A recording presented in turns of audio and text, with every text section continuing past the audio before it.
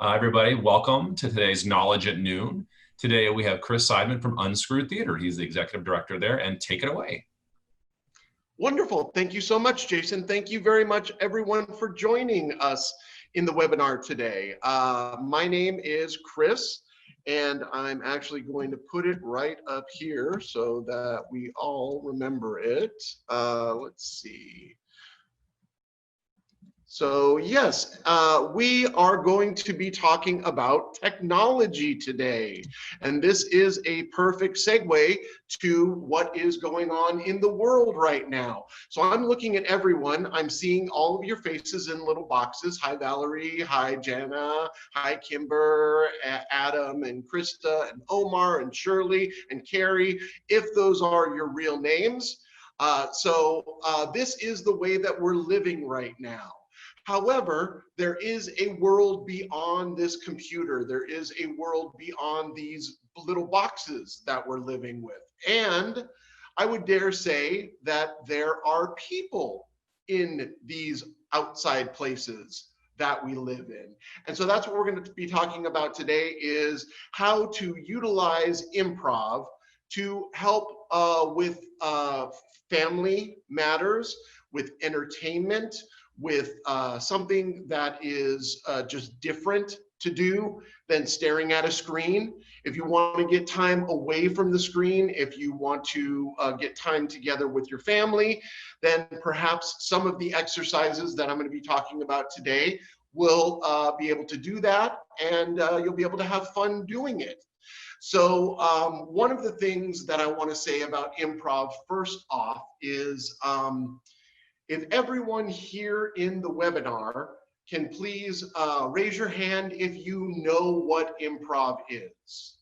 Raise your hand. Okay, all right, that's a fair amount of people. Excellent, excellent. Now, what I'm gonna ask is, I see that everyone is muted, which for a presentation would probably be appropriate. However, this is going to be a little bit more interactive.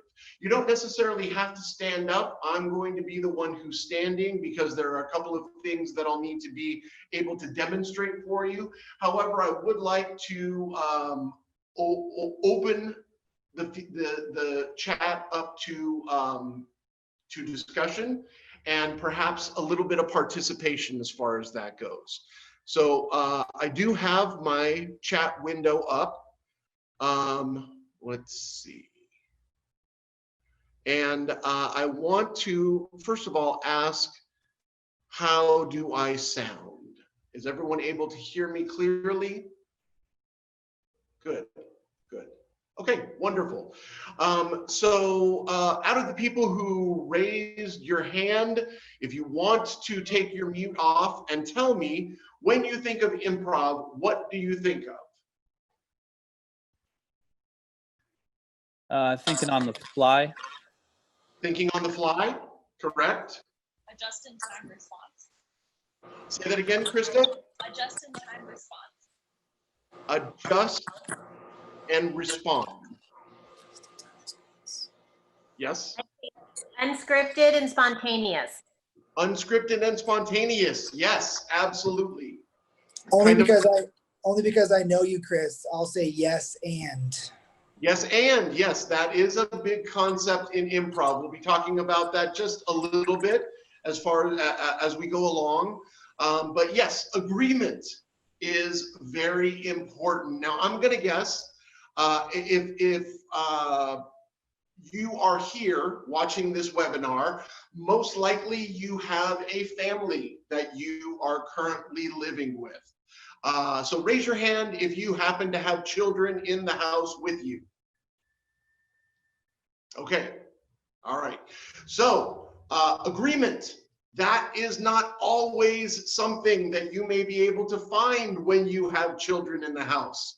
However, it is a big part of improv. And if you can present it that way through these exercises, maybe, just maybe, a little of that can trickle out into your everyday life and interactions with these with these people, these other people that you happen to be related to, that are within your home, that you're sharing time with, probably a lot more time than usual.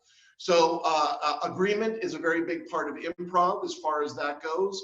And unscripted, absolutely. So anything that we do here at Unscrewed Theater, as far as our performances go in our classes, everything is unscripted. It is so different than traditional theater for that reason, is we do not get on stage with that pre-prepared roadmap, that script, that guide. We get up there with some of the skills that we're going to talk about today, and we collaborate. Improv is a very collaborative medium, and agreement is the foundation of that. And so hopefully some of the things we're going to talk about can drive home those lessons. Let's see. I think what I'd like to do is we'll start by going over some exercises.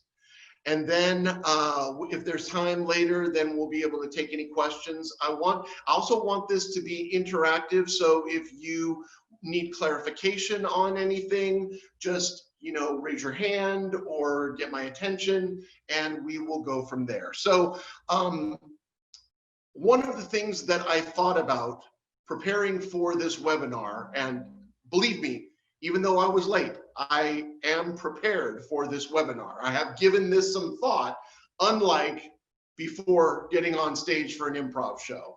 So one of the things that I did take into account was that these exercises are usually done in our classes with our troops.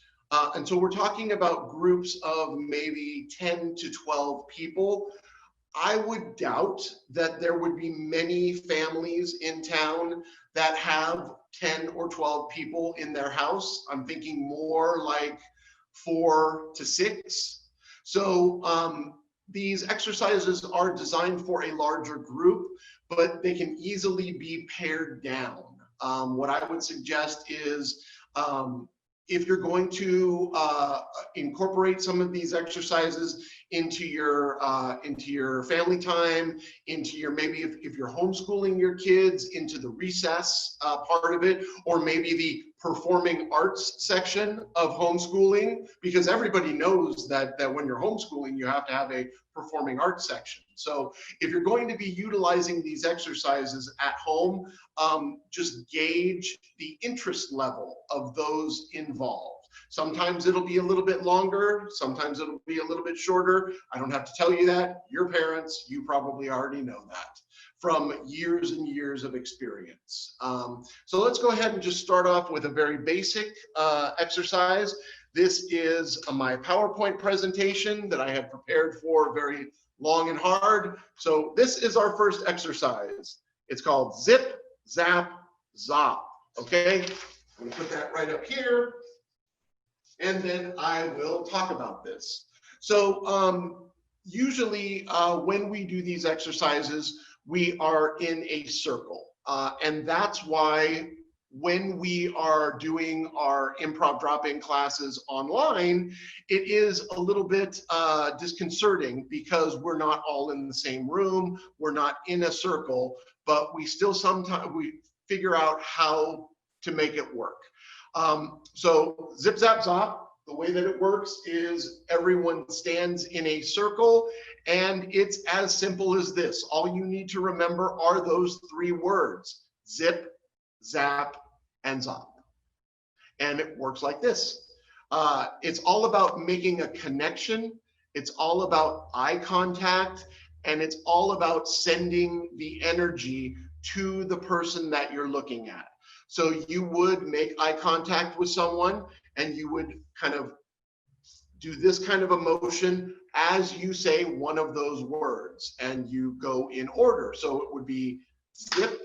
You would give this person that you're looking at the zip, then they would make an eye contact and a connection with another person in the circle and go zap, and then they would make eye contact and connection with another person and go zop. And that's the exercise. Zip, zap, zop. Zip, zap, zop. And it's as simple as that. You can encourage. Now, a lot of these exercises deal with just the pure aspect of play, because improv is wonderful for a lot of different people of a lot of different age ranges. For that one simple thing is you get to play, you get to be a kid again. And if you are interacting with your kids, you can be silly with them. And so it kind of gets everyone to the same level, and you're able to just play together. So you can encourage them to do like larger motions, but the idea is still the same. You're just passing the energy. Zip, zap, zop. Zip, zap, zop. Now, it sounds silly in this context, in the context of a presentation online, but doing it interactively, there's just something silly and fun about it. And that's what I hope that you can take away with you from these exercises is just the joy of play and playing with your family and your children. So you can use different voice inflections, you can use different motions, but the idea is just the same. You're passing that energy around the circle.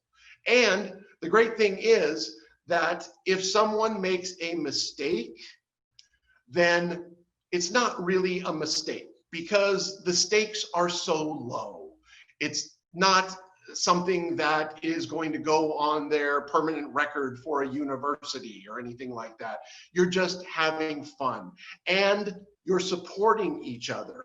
So if someone happens to make a mistake, it's a perfect opportunity to just accept it. The concept that Adam was talking about yes and, is rather than correcting or trying to educate, it would be accepting and just moving on to embrace resiliency and just keep moving forward, which as improvisers, we find a lot of the time we are in the position to where we have to do that, as opposed to stopping everything in midstream, just accepting things and moving forward until a new reality is created is something to keep in mind as well.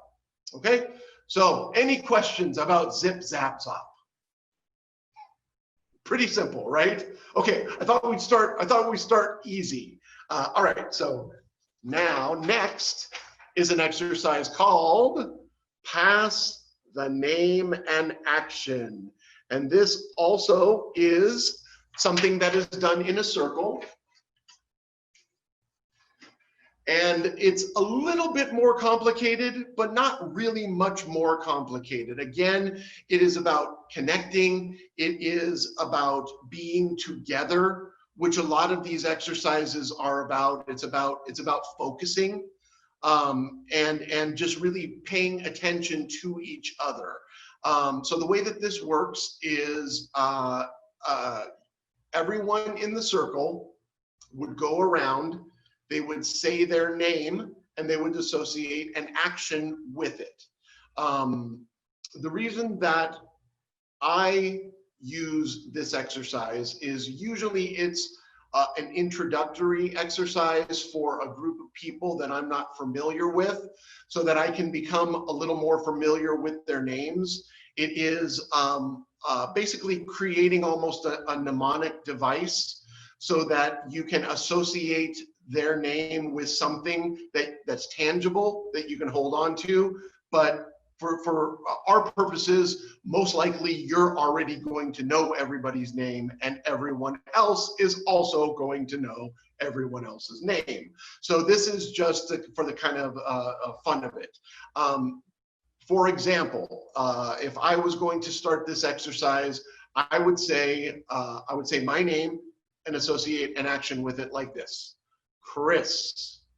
And then everyone in the circle would repeat my name and action. So let's try that.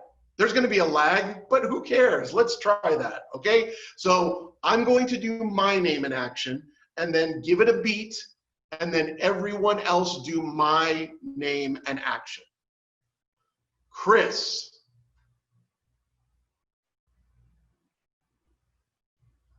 All right, good, thank you very much.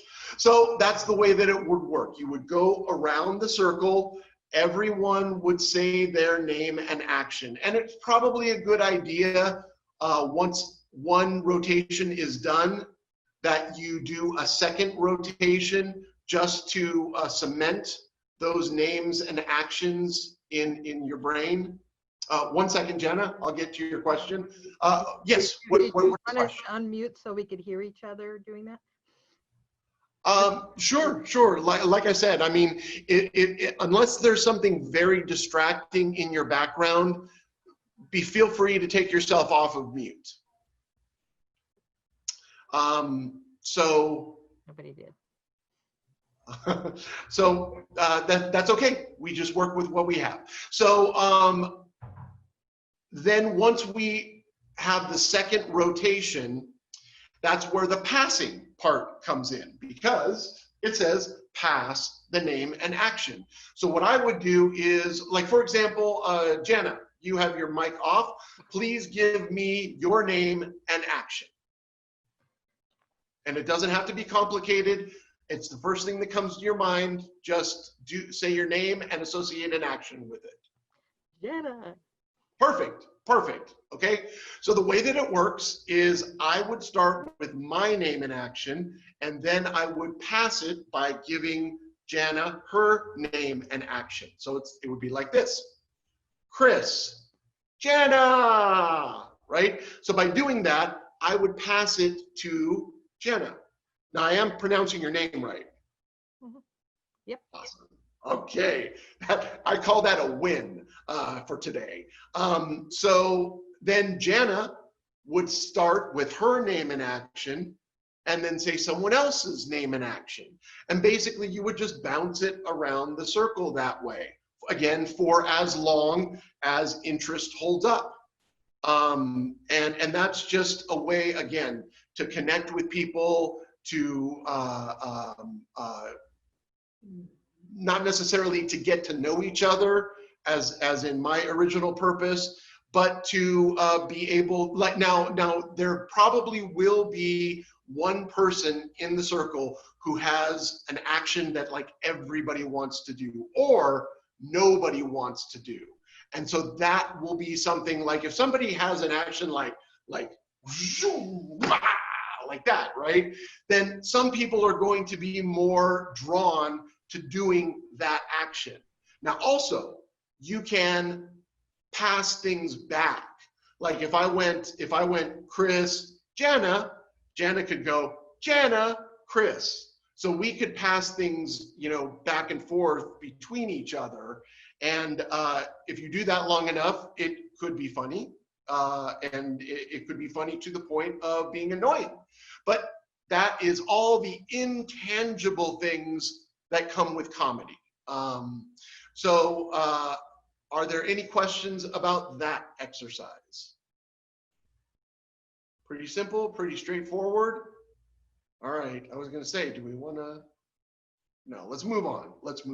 Okay. I wanted to. No. You got their mic. I was gonna say, do we want to do it? I don't know. We may get to something that we would be more applicable to do as this group. So we will move on to our next exercise, which is called What Are You Doing? Okay, and the way that works is that hopefully you have enough people to do this. I would say 4 or 5 people would probably be enough. Maybe even 3 people would be enough to do this.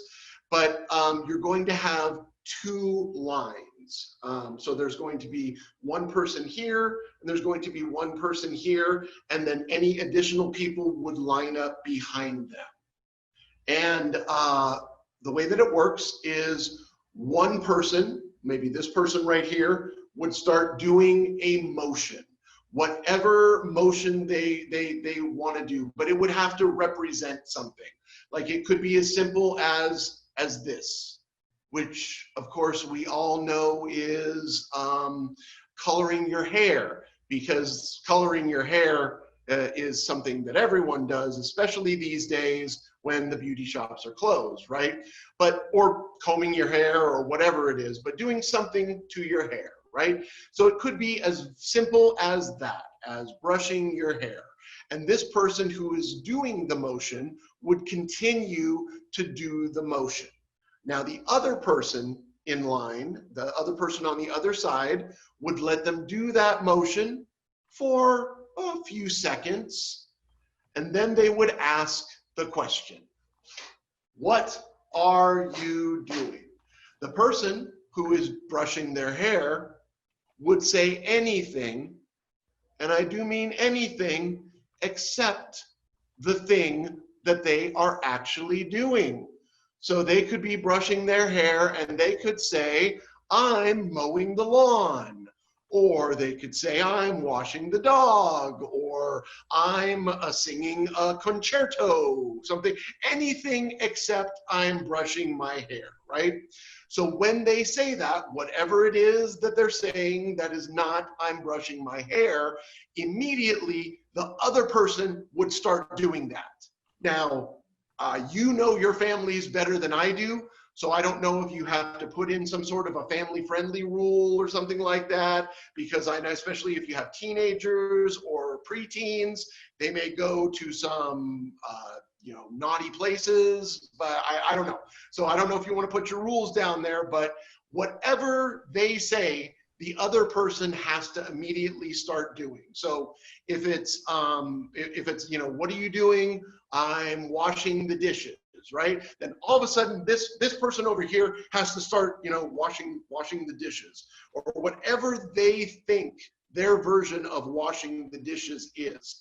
Now this is actually a good point, because if someone says something that the other person is not familiar with, like maybe your kid gives you some sort of a Minecraft reference or some video game or some app or something that you're not familiar with, it doesn't matter. That's the great thing about improv, is because it doesn't really have to be accurate. You don't have to be perfect about this. You can literally make it up, which is why I love improv so much, is because you don't have to know everything, but you have to just do something. So whatever it is, even if it's wrong, quote unquote wrong, and if you do it wrong or incorrectly, that actually could be more entertaining. I mean, it's not something you want to do on purpose, but if you're clearly at a loss for whatever it is and you just start doing something and your kids know what it is and you're doing something completely different, that may entertain them. And it will kind of equal the playing field, and vice versa, just as long as you're doing something and continue to do something. And then, so what would happen is the person who was combing their hair, when they say, I'm washing the dishes, the other person starts washing the dishes, and then the person who said it would go to the end of the opposite line. Then the next person would step up, they'd see the person washing the dishes, and then they would ask the magic question, which is, what are you doing? And then this person who's washing the dishes would say, I am building a computer from scratch, right? Or whatever it is, right? Then all of a sudden this person is, taking out their pieces and they're putting it in a computer or whatever their version of building a computer from scratch is. And then the person who's washing the dishes would go to the end of the opposite line and you would switch off that way. A couple things to keep in mind is if the person who is doing the action is stuck for whatever it is they're going to choose, it is still better for them to keep doing whatever it is that they're doing while they think of what the thing is, if that makes sense. Because if someone's stuck, then their natural tendency is to stop, because they want to give all their focus and all their brain power into coming up with whatever the thing is. However, you'd be surprised by continuing to do a motion would actually be beneficial to your brain. And it doesn't have to be something that's immediate as well. So that is the tip that I would give about this particular exercise.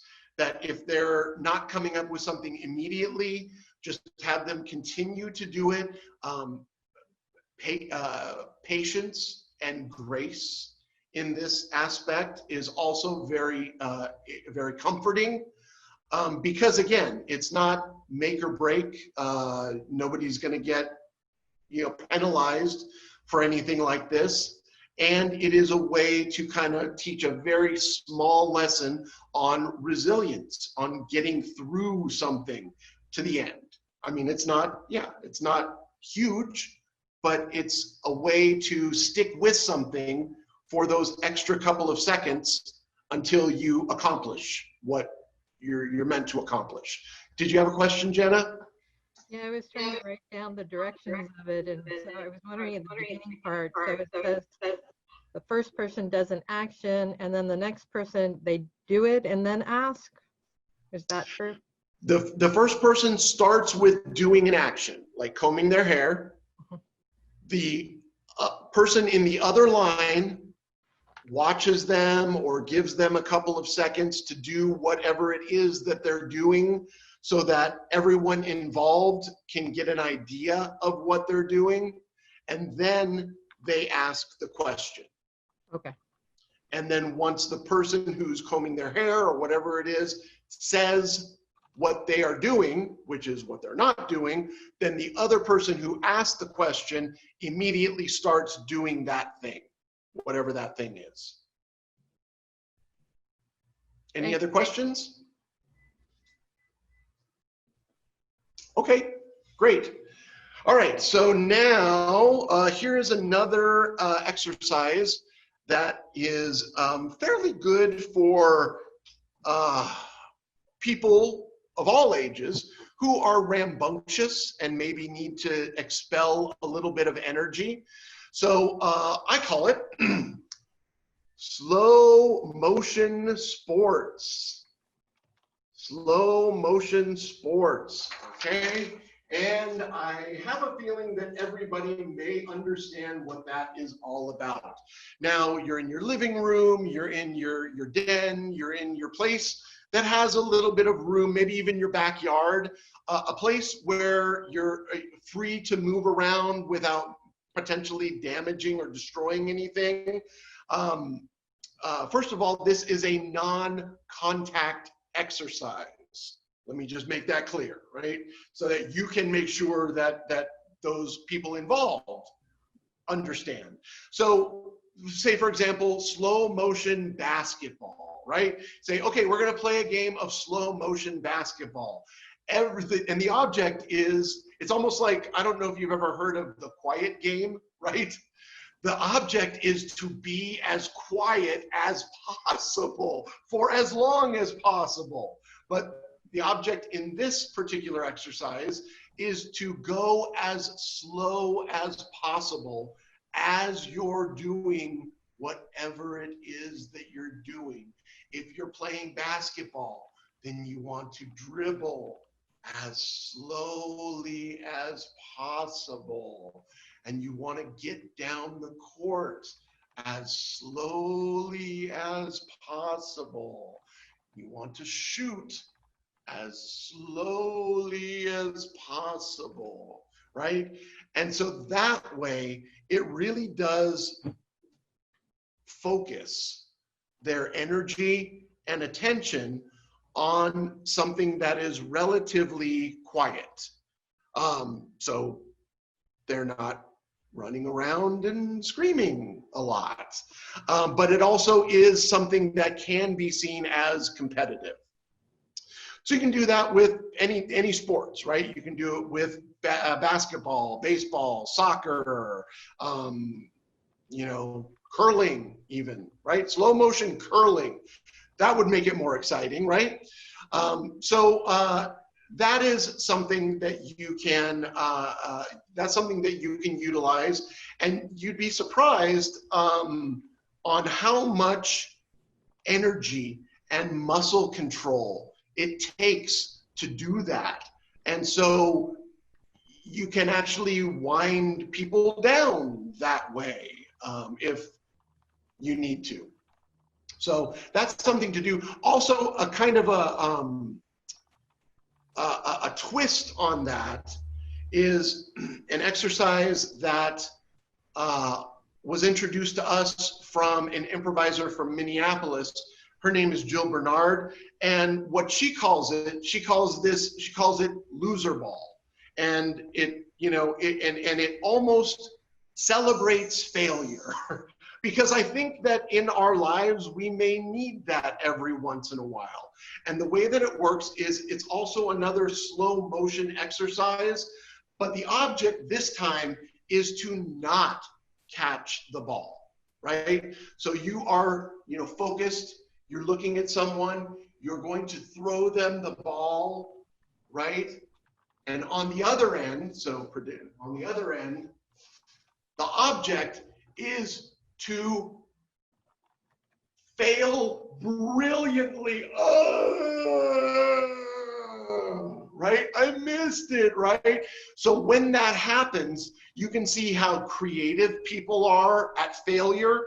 You can see, you can see, you know, their level of commitment to not catch the ball or not do something correctly, and to even, and again, I'm thinking it to myself, like, psychologically, this must sound really weird, but to even reinforce that at the end when they miss the ball, everyone celebrates. Yeah, you did such a good job at not catching that ball. Yay, right?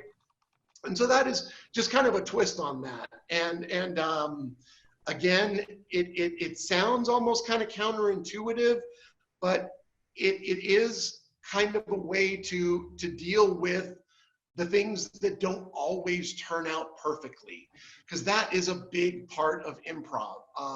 In addition to the things like we talk about, like yes and, like focus and connect with the person that you're working with, work as a group. One of the things is fail brilliantly. I mean, if you're really going to fail brilliantly. And so that particular exercise, the loser ball exercise, gives them, people in general, an opportunity to, like, literally go big and put it all out there, put that level of commitment in there. Here is any questions on that? Slow motion sports? All right. Here is another exercise that for some reason, and again, I don't necessarily know what the exact psychology is, but kids seem to love this exercise. And it is called park bench, right?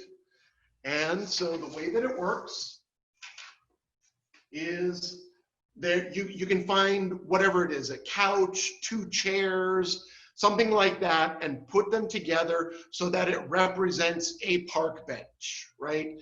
So someone is sitting on that park bench.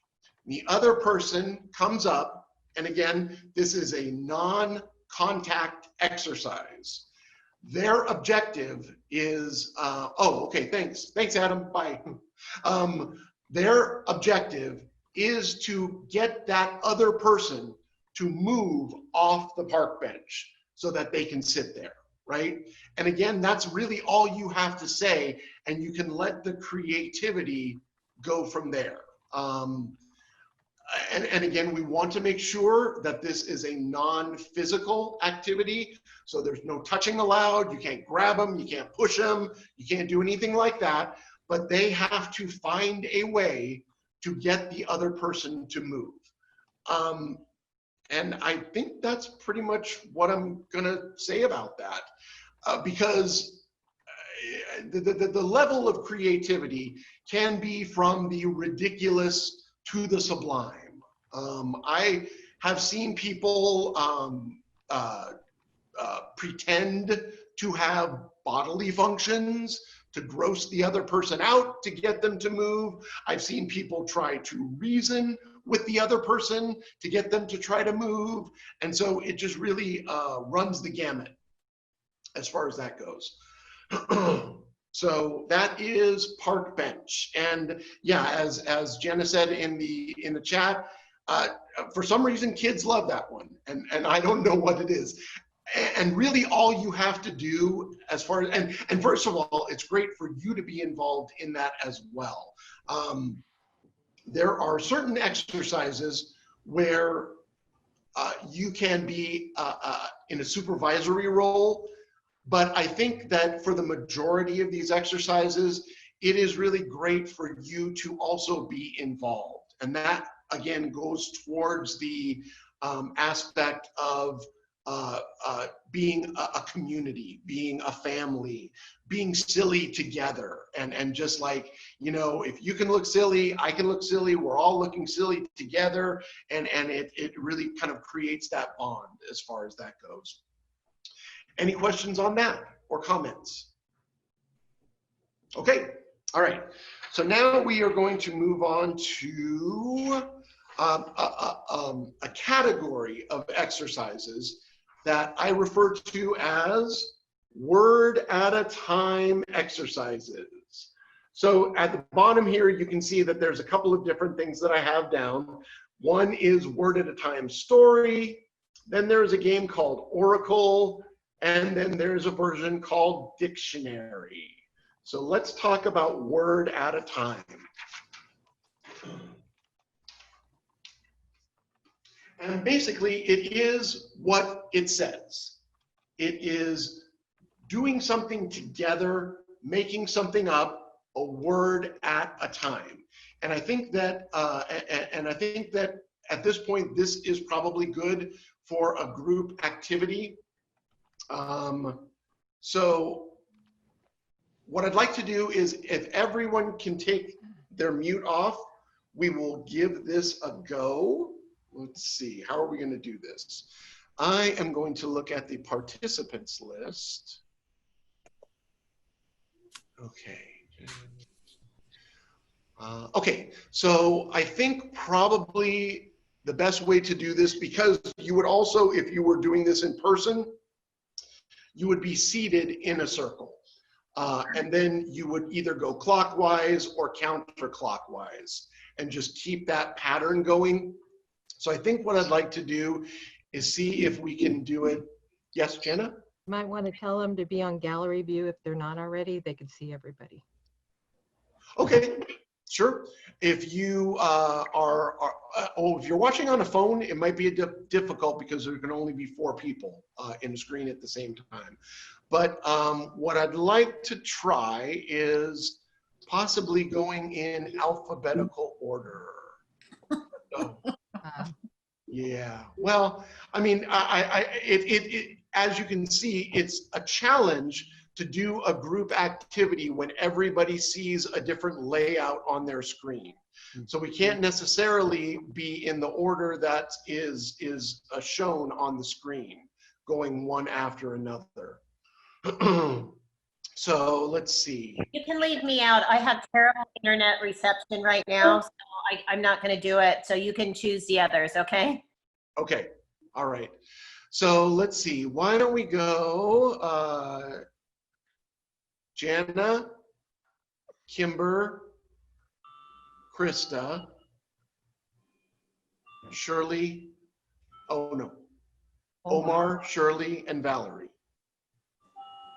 Does that make sense? Oh, did somebody write it down? Good. Yeah, there you go. So yeah, if you can see in the chat, we have all start. So it's, oh yes, me, Jana, Kimber, Krista, Omar, Shirley, and Valerie. Okay? All right, we're gonna do this, okay? So the object is to create a story with a beginning, middle, and end. Of course, that's all we need. We are going to use punctuation, but we're going to use a period, a question mark, and an exclamation point. That is it.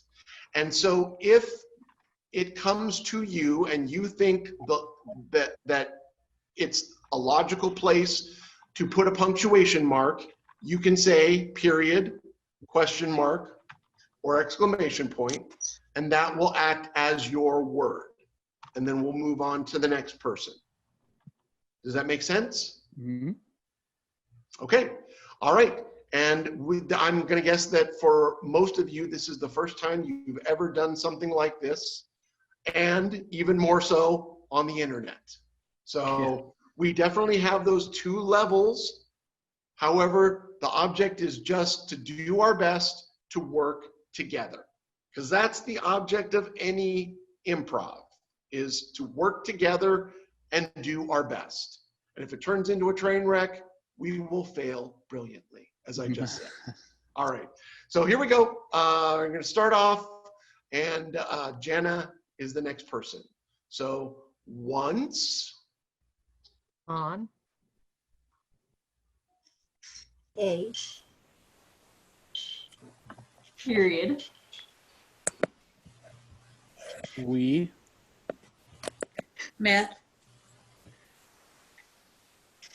Friends. at, Castle. Duh. I guess not. Sorry. I cheated. what do you think the next logical word would be, Jana? It's the. Perfect. Question mark. Say that again, Kimber. Question mark. Once upon a period. Okay, let's pause right there. Let's pause right there and see where we're at. So once upon a period, we met friends at the question mark. So that's where we're at right now. It kind of makes sense, but I understand also there's technology issues, there's audio issues, and even if we were in the same room, if someone was speaking softly, they may not be, the rest of the group may not be able to hear everything. So that's where this element of focus comes into play, and really kind of opening up your senses and being available to be part of the group. So let's go ahead and just give it another quick try. We'll start a new story and we'll see where we can go, okay? So I'll start, I'll say the same starting. Once Upon. A. Time. There. Comma. We. Played. baseball With. Dogs. Exclamation point.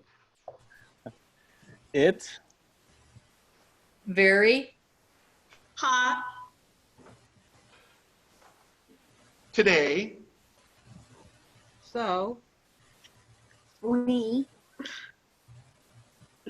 Ran. Naked. Exclamation mark. Then. we Followed. Horses. 2, The. Corral. Period. Finally, A, Swam. 2, The. Other. Side.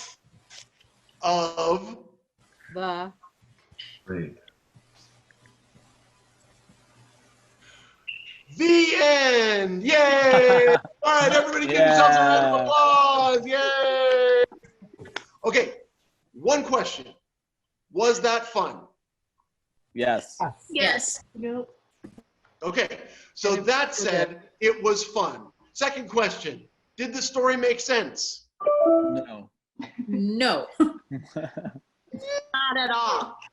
Not really. You had baseball, you had hot days, you had running naked, you had porpoises in a corral. So on that aspect, it didn't necessarily gel. However, compared with the first time that we did it, was it better? Yes. Yes. Right? And so that is the way to look at this particular exercise. It's not really, and it's like anything in improv, and even more so like anything that you're going to pursue. If you're gonna practice a musical, if you're gonna take up a musical instrument or a field of study, logically, the more you do it, the better you get at it. And I would think that if we had more time, if we wanted to do this for a half an hour, you know, at the end of that half an hour, we would be tremendously better than we are right now. And that's something to think about as you're doing these exercises, and something to also convey to the people that you're doing these exercises with is, yeah, okay, it's probably going to be a little disjointed at first, but did you have fun? Was it fun? So if it's fun, let's keep doing it. And most likely we'll get better at doing it because we're going to do it together. We're all in this together, which is actually kind of a nice message for the times that we're living in, is we can do this. We can do this to a certain degree of quality, but moreover, we are doing this together, right? So that is basically the word at a time format.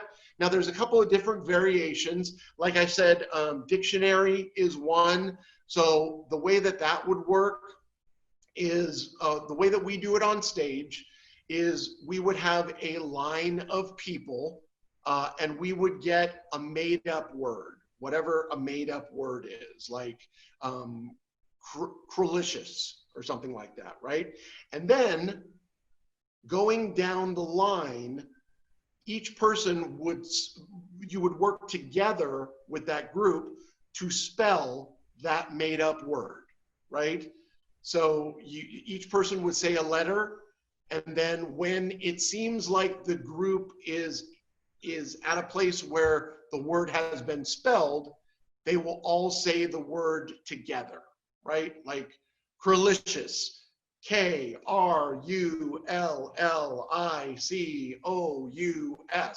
or whatever.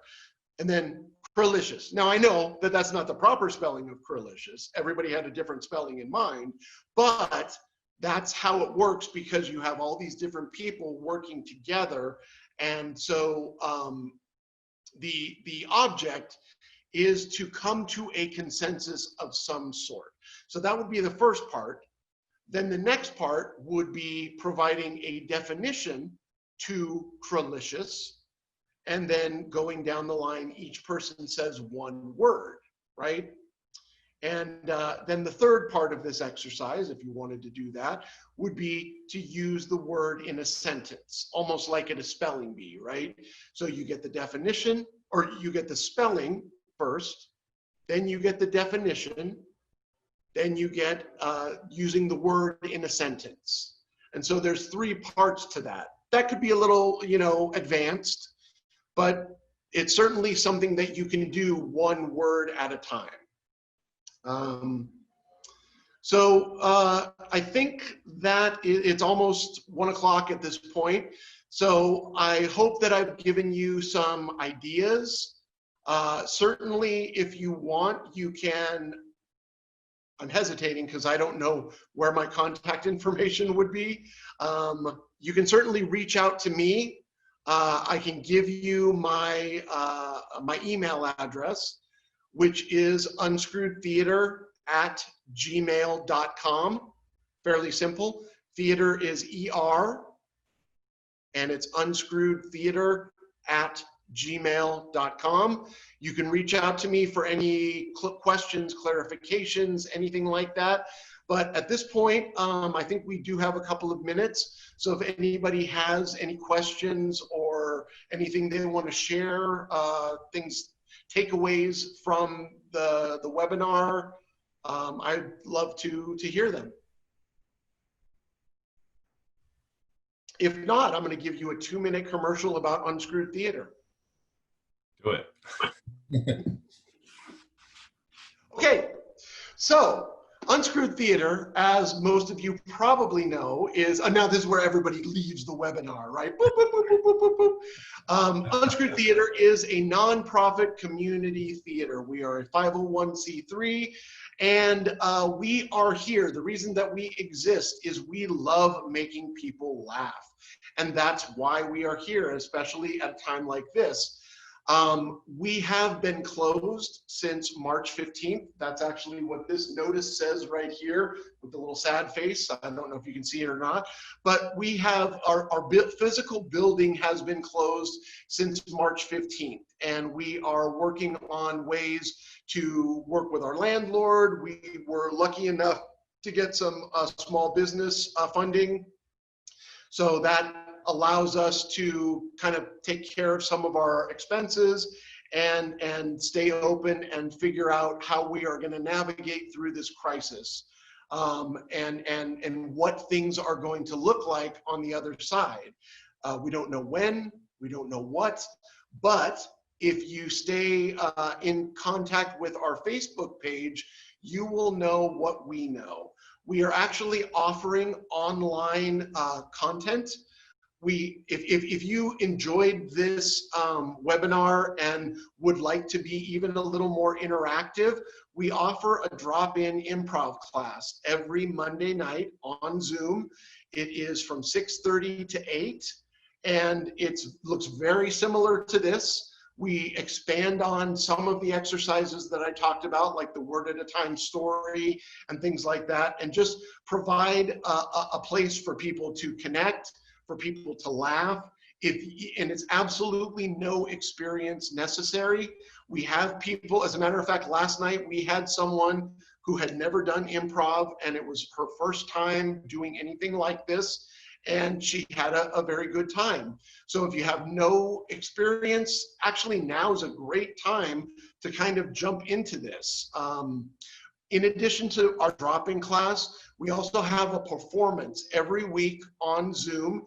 It is our Unscrewed house party, because you're in your house, we're in our houses. We figured let's have a house party.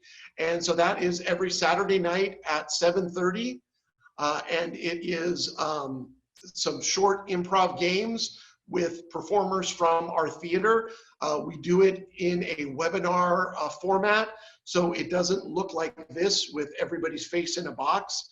Basically, it's more reminiscent of a produced show, a live produced show, because we still do the improv right off the top of our heads immediately in the moment, but what you see are the performers in their boxes. And so you are able to contribute in the chat and provide us with suggestions, and it's a lot of fun.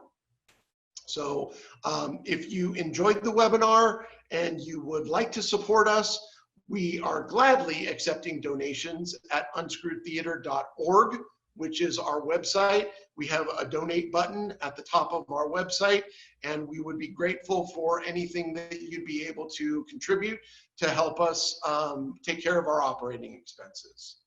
All right, and with that, I will turn it back over to Jason, since he's here for a minute. Thank you. Thank you, Chris.